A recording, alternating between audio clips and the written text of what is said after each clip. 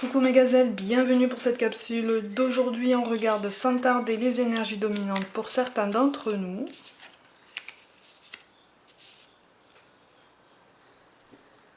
Bon, pour moi il y a un étonnement quelque part. On est étonné de quelque chose qu'on découvre.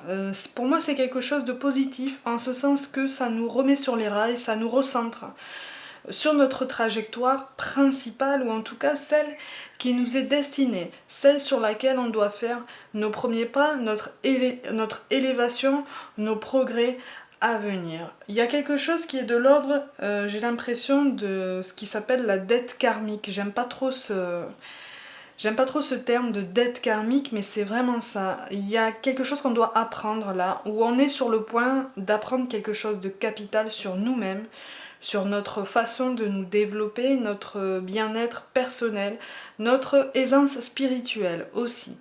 Il y a quelque chose qui est de cet ordre-là, en ce sens que c'est cet étonnement qui revient, cette notion d'étonnement qui revient, mais elle revient pour nous redonner cette confiance qu'on a tendance à perdre de temps en temps, qu'on a tendance à perdre de vue, pour nous dire ne t'inquiète pas, ça te recale sur le chemin, mais t'inquiète, de toute façon tu es sur la bonne voie, tu es dans la bonne dynamique, tu regardes dans la bonne direction.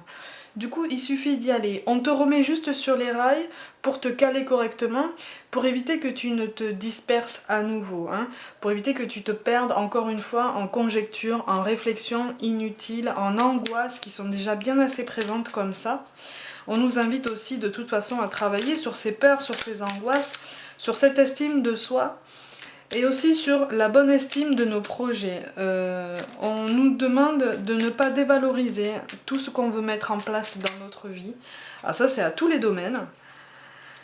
On nous demande de ne pas dévaloriser tout ce qu'on veut mettre en place dans notre vie, parce que si on y trouve une quelconque importance, c'est parce que derrière, il y a un message plus subtil à comprendre. Un message plus subtil à comprendre sur nous-mêmes, sur notre bien-être et notre façon de percevoir les autres, notre façon de nous percevoir aussi dans les rapports humains.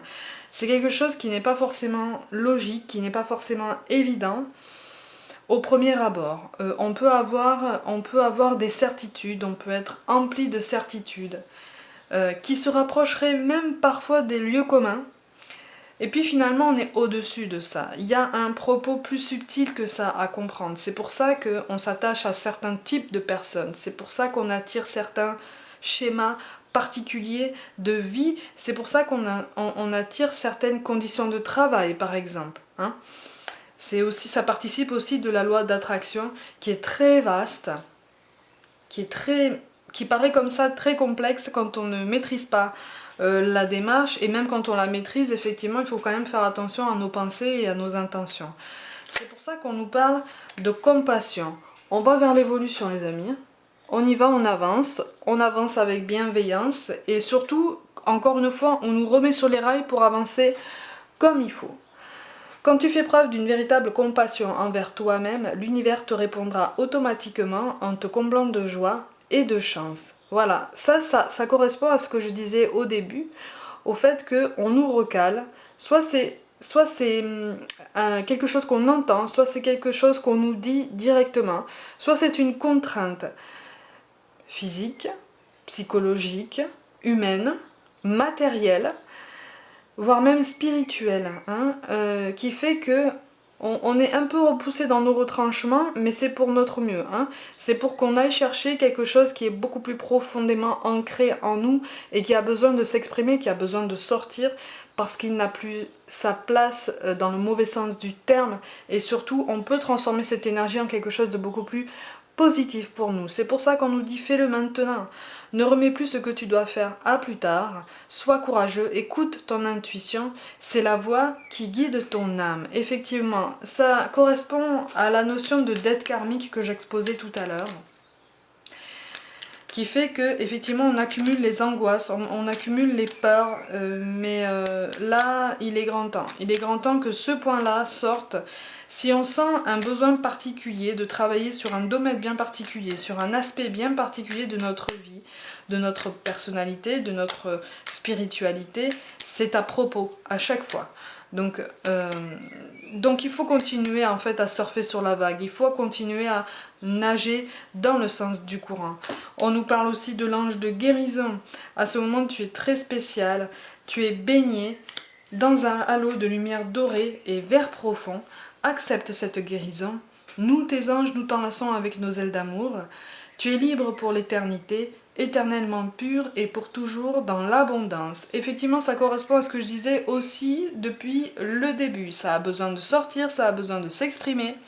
Ça a surtout besoin de cette transformation qui est là, en fait. Hein. Elle est au bout des doigts, on la maîtrise. Et pour certains d'entre nous, on sait déjà comment mettre les choses en place. Mais on repousse l'échéance, on angoisse parce qu'on a encore peur de l'échec et parfois même, de façon plus profonde, on a peur de la réussite pour certains. C'est pour ça qu'on nous parle de pardon. Laisse le passé au passé, éclaircis ton cœur et ton esprit avec la force du pardon. C'est un pardon mutuel dont il est question ici, hein. Un pardon à soi-même, un pardon aux autres pour mieux gérer notre rapport à nous-mêmes et aux autres. C'est un travail intérieur de toute façon. Vous voyez, le mot-clé qui est sorti pour aujourd'hui, c'est l'amitié. Hein. Donc là, on peut le comprendre dans tous les sens. Le cercle amical, une reprise de relation qui peut reprendre à ce niveau-là, qui aurait pu être amoureuse et qui s'est vue avorter.